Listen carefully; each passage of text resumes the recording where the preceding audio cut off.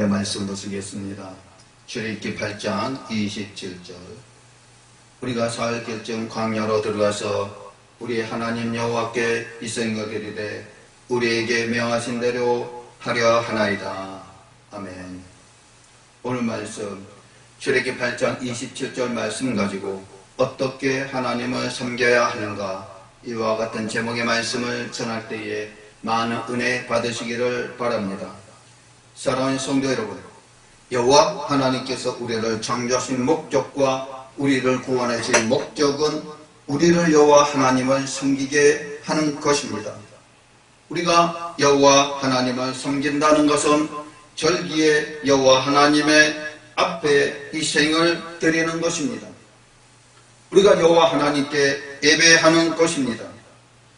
우리가 어디에서 여호와 하나님을 섬겨야 하는지, 또 무엇으로 여호와 하나님을 섬겨야 하는지도 알아야 합니다. 또한 가인과 아벨의 제사를 통해서는 여호와 하나님께서 우리가 드리는 모든 예배가 다 연락되시는 예배가 있는 반면에 우리가 드리는 예배가 연락하지 않으신 예배도 있음을 알고 있습니다. 여호와 하나님께서 그러면 어떻게 예배 드려야 하는가를 구체적으로 우리는 알고 믿으시기를 주님의 이름으로 축원드립니다. 사랑하는 성도 여러분, 출애굽기 8장 27절 이렇게 말씀하고 있습니다. 우리가 사흘쯤 광야로 들어가서 우리 하나님 여호와께 이생을 드리되 우리에게 명하신 대로 하려 하나이다. 아멘.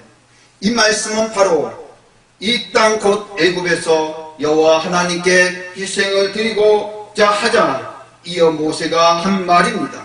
모세는 애굽을 떠난 사흘 길쯤 광야로 들어가서 여호와 하나님께서 희생 곧 제사를 드리되 여호와 하나님께서 명하신 대로 드려야 한다고 말합니다. 이는 우리의 몸과 삶, 우리의 물질, 예물로 여호와 하나님을 섬기되 우리의 뜻대로가 아닌 여호와 하나님께서 명하신 대로 섬겨야 한다는 것입니다. 그러면 여호와 하나님께서 이스라엘 백성에게 명하시는 것은 무엇입니까? 출애굽기 19장에 보면 여호와 하나님은 시내 광야에 이르러 산 앞에 장막을 친 이스라엘 백성들에게 모세를 통해 언약을 맺을 것을 명하십니다. 출애굽기 19장 1절로 4절 이렇게 말씀하고 있습니다. 이스라엘 자손이 애굽 땅에서 나올 때부터 제3월 곧 그때에 그들이 시내 광야에 이르니라. 그들이 르비든 떠나 시내 광야에 이르러 그 광야에 장막을 치되 산 앞에 장막을 치니라. 모세가 하나님 앞에 올라가니 여호와께서 산에서 그를 불러 가라사대 너는 이같이 애굽 족속에게 이르고 이스라엘 자손에게 고하라. 나의 애굽 사람에게 어떻게 행하였음과 내가 어떻게 독수리 날개로 너희를 업어 내게로 인도하였음을 너희가 보았느니라. 아멘. 사랑하는 성도 여러분, 나의 애굽 사람에게 어떻게 행하였음과 내가 어떻게 독수리 날개로 너희를 업어 내게로 인도하였음을 너희가 보았느니라는 말씀은 무엇을 말씀하고 있습니까? 출애굽기 19장 4절 이렇게 말씀하고 있습니다. 나의 애굽 사람에게 어떻게 행하였음과 내가 어떻게 독수리 날개로 너희를 업어 내게로 인도하였음을 너희가 보았느니라. 아멘. 먼저 나의 애굽 사람에게 어떻게 행하였음이라는 말은 여호와 하나님께서 애굽에 행하신 10가지 지향을 말씀합니다. 여호와 하나님께서 아브라함에게 나타나셔서 그의 후손 이스라엘 자손을 택하신 장면이 있습니다. 그 장면의 말씀이 창세기 15장 13절 이렇게 말씀하고 있습니다. 여호와께서 아브라함에게 이르시되 너는 정령이 아니라 내 자손이 이방에서 계기되어 그들을 섬기겠고 그들은 400년 동안 내 자손을 괴롭게 하리니. 아멘. 이때 여호와 하나님은 그의 후손 이방에서 계기되어 400년 동안 섬기게 될 것이며 여호와 하나님께서 그의 나라를 징치하심으로 이들이 큰 재물을 이끌고 나와 가나안 일경을 기업으로 얻게 되리라고 약속하셨습니다. 이 예언대로 이스라엘 자손들은 요셉의 때에 애굽으로 내려가 그곳에서 400년 동안 종살이 하게 됩니다. 그 후에 여호와 하나님께서 아브라함에게 약속하신 대로 애굽 땅에서 큰 재물을 이끌고 나오게 됩니다. 이스라엘 백성들이 애굽에서 큰 재물을 이끌고 나오는 그때에 여호와 하나님은 이스라엘 자손을 단번에 구원하여 내지 않으십니다. 여호와 하나님은 바로의 마음을 강팍게 하여 애굽에 10가지 재앙을 내리십니다. 애굽의 마지막 장자 죽음의 재앙 후에 마침내 이스라엘 백성들을 애굽에서 인도하여 내십니다. 여호와 하나님은 전지전능하신 분이십니다. 그러므로 바로에게 나타나셔서 이스라엘 자손을 단번에 내어 주게 하실 수도 있었습니다. 그렇지만 여호와 하나님은 그들에게 그렇게 하지 않으셨습니다. 도리어 바로의 마음을 강팍케 하여 애굽의 10가지 재앙을 내리십니다. 그러면 여호와 하나님께서 이처럼 하신 이유는 무엇입니까? 신명기 4장 34절로 35절 이렇게 말씀하고 있습니다. 어떤 신이 와서 시험과 이적과 기사와 전쟁과 강한 성과 편팔과 크게 두려운 일로 한 민족을 다른 민족에서 인도하여 낸 일이 있느냐? 이는 다 너희 하나님 여호와께서 애굽에서 너희를 위하여 너희의 목전에서 행하신 일이라. 이것을 내게 나타나시면 여호와는 하나님이시요 그 위에는 다른 신이 없음을 내게 알게 하려 하심이니라. 아멘. 사랑하는 성도 여러분, 이 말씀은 여호와 하나님께서 세상을 창조하실 때부터 지금까지 어떤 신도 한 민족을 다른 민족으로부터 인도해낸 일이 없었다는 것입니다. 오직 여호와 하나님께서 강한 성과 편팔로 이스라엘 자손들을 애굽에서 구원하여 내셨다고 말씀하고 있습니다. 그리고 그같이 행하시면 여호와는 하나님이시요 그 외에는 다른 신이 없음을 알게 하려 하심이라고 말씀하셨습니다. 그래서 신약의 성경에서는 바로 사도행전 4장 12절에서는 이렇게 말씀하고 있습니다. 다른 이로서는 구원을 얻을 수 없나니 천하 인간의 구원을 얻을 만한 주신 일이 없음이니라 라고 말씀하셨습니다. 사랑하는 성도 여러분, 오직 여호와 하나님께서 애굽에 10가지 재앙을 내리시는 이유는 상천하지에 오직 여호와 하나님만이 하나님이시요 그 외에는 다른 신이 없음을 알게 하기 위함이었다는 것입니다. 그러면 내가 어떻게 독수리 날개로 너희를 업어 내게로 인도하였음이라는 말씀은 무슨 말씀입니까? 출애굽기 19장 4절 이렇게 말씀하고 있습니다. 나의 애굽 사람에게 어떻게 행하였음과 내가 어떻게 독수리 날개로 너희를 업어 내게로 인도하였음을 너희가 보았느니라. 아멘. 사랑하는 성도 여러분, 이것은 여호와 하나님께서 이스라엘 백성들을 홍해의 광야길 즉 마라에서 엘림에서 신광야에서 느비딤으로 인도하시면서 행하신 일들을 이스라엘 백성들이 보았다고 말씀합니다. 여호와 하나님은 애굽에서 나온 이스라엘 백성들을 낮에는 구름 기둥으로 밤에는 불 기둥으로 인도하시면서 가까운 블레셋 사람의 길이 아닌 홍해의 광야길로 돌려 인도하셨습니다. 여호와 하나님은 홍해를 마른 땅같이 건너게 하셨습니다. 여호와 하나님은 구원의 하나님으로 고백한 이스라엘 백성들을 마라에서 엘림에서 신광야에서 르비딤으로 이끄시면서 구원받는 주의 백성에게 여호와 하나님은 어떤 분이신가를 하나하나 가르치셨습니다. 그래서 출애굽기 15장 12절에 이렇게 말씀하고 있습니다. 주께서 오른손을 드신즉 땅이 그들을 삼켰나이다. 아멘. 사랑하는 성도 여러분, 마라에서 쓴물을 갈리하시고 치료하시는 여호와 하나님으로, 엘림에서는 구약이 하시는 여호와 하나님으로, 신광야에서는 일용할 양식을 공급하시는 여호와 하나님으로, 르비딤에서는 생수를 공급하시는 여호와 하나님으로, 대적 아말렉과 싸워 대신 싸워 승리하게 하시는 여호와 하나님으로 가르치셨습니다. 사랑하는 성도 여러분, 그렇다면 여호와 하나님께서 지난 일들을 이스라엘 백성들에게 상기시키시는 이유가 무엇입니까? 이는 다름이 아닌 이스라엘 백성들에게 언약을 명하시기 위해 하기 위함이었던 것입니다. 여호와 하나님은 출애굽기 19장 4절에 이어 이렇게 말씀하고 있습니다.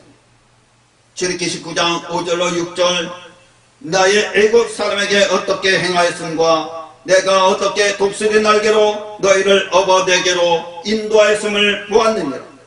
세계가 다 내게 속하였나니 너희가 내 말을 잘 듣고 내 언약을 지키면 너희는 열국 중에서 내 소유가 되겠고 너희가 내게 대하여 제사장 나라가 되며 거룩한 백성이 되리라. 너는 이 말을 이스라엘 자손에게 고할지니라. 아멘. 사랑하는 성도 여러분, 오늘 본문의 말씀, 이 말씀에 세계가 다 여호와 하나님께 속하였나니, 즉 여호와 하나님이 애굽에서 행하신 10가지 재앙이나 홍해기에 광야길에서 행하신 여러가지 이적을 통해 알 수 있듯이 세계가 모든 여호와 하나님께 속하였다는 것입니다. 그러므로 여호와 하나님의 말씀을 잘 듣고 그 언약을 지키면 열국 중에서 여호와 하나님의 소유가 되겠고 여호와 하나님께 대하여 제사장 나라가 되며 거룩한 백성이 될 것이라고 약속하셨습니다. 사랑하는 성도 여러분, 이에 이스라엘 백성들은 어떻게 말씀합니까? 출애굽기 19장 8절 이렇게 대답합니다. 백성이 일제히 대답하여 가로되 여호와의 명하신 대로 우리가 다 행하리이다. 모세가 백성의 말로 여호와께 해보하며. 아멘. 백성이 일제히 대답하여 가로되 여호와의 명하신 대로 우리가 다 행하리이다. 모세가 백성의 말로 여호와께 해보하며. 아멘. 이스라엘 백성들은 일제히 여호와의 명하신 대로 다 행하겠다고 응답합니다. 대답합니다. 이스라엘 백성의 말한 여호와 하나님의 명하신 것은 여호와 하나님께서 말씀하시는 언약을 말씀합니다. 출애굽기 19장 5절에 이렇게 말씀하고 있습니다. 세계가 다 내게 속하였나니 너희가 내 말을 잘 듣고 내 언약을 지키면 너희는 열국 중에서 내 소유가 되겠고. 아멘. 그러므로서 모세가 바로에게 말한 여호와 하나님께서 우리에게 명하신 대로 이 생을 드리려 한다는 말은 여호와 하나님과 맺은 언약대로 예배드려야 한다는 것입니다. 출애굽기 8장 27절 또한 이렇게 말씀하고 있습니다. 우리가 잘 거친 광야로 들어가서 우리 하나님 여호와께 희생을 드리되 우리에게 명하신 대로 하려 하나이다. 아멘. 그러면 여호와 하나님과 맺은 언약은 무엇입니까? 이스라엘 백성들에게 언약 맺는 것을 명하신 여호와 하나님은 모세를 통해 이스라엘 백성으로 성결케 하라 명하시고 여호와 하나님과의 언약 체결을 준비하게 하셨습니다.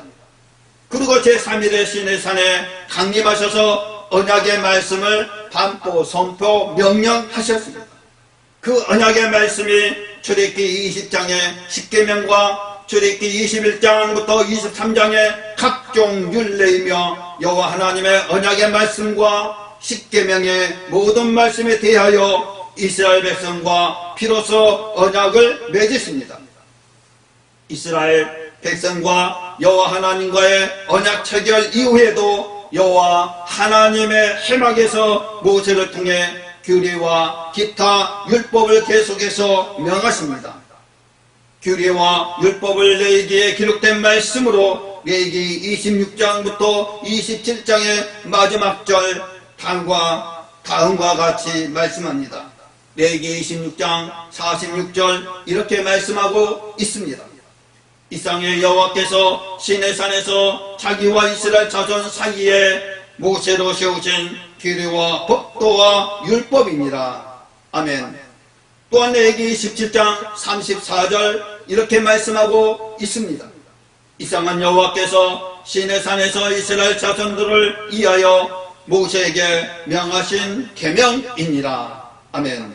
사랑하는 성도 여러분, 이처럼 여호와 하나님께서 이스라엘 백성에게 명하신 것은 출애굽기 20장부터 레위기 27장에 기록된 규례와 법도와 율법 곧 계명입니다. 규례와 법도와 계명이 여호와 하나님께서 이스라엘 백성에게 명하신 언약의 말씀입니다. 따라서 여호와 하나님께서 명하신 대로 섬겨야 한다는 말씀은 우리의 삶, 곧 몸과 우리의 물질, 예물로 여호와 하나님을 섬기되 율법에 기록된 대로 다른 말로 규례와 법도와 계명대로 섬겨야 한다는 것입니다. 사랑하는 성도 여러분, 그러면 여호와 하나님께서 명하신 율법 곧 규례와 법도는 무엇입니까? 여호와 하나님은 이런 신명기에서 다음같이 말씀하고 있습니다. 신명기 6장 5절 이렇게 말씀하고 있습니다. 너는 마음을 다하고 성품을 다하고 힘을 다하여 내 하나님 여호와를 사랑하라. 아멘. 신명기 10장 12절 또한 이렇게 말씀하고 있습니다. 이스라엘아, 내 하나님 여호와께서 내게 요구하신 것이 무엇이냐? 곧 내 하나님 여호와를 경외하며 그 모든 도를 행하고 그를 사랑하며 마음을 다하고 성품을 다하여 내 하나님 여호와를 섬기고. 아멘. 신명기 11장 13절 또한 이렇게 말씀하고 있습니다.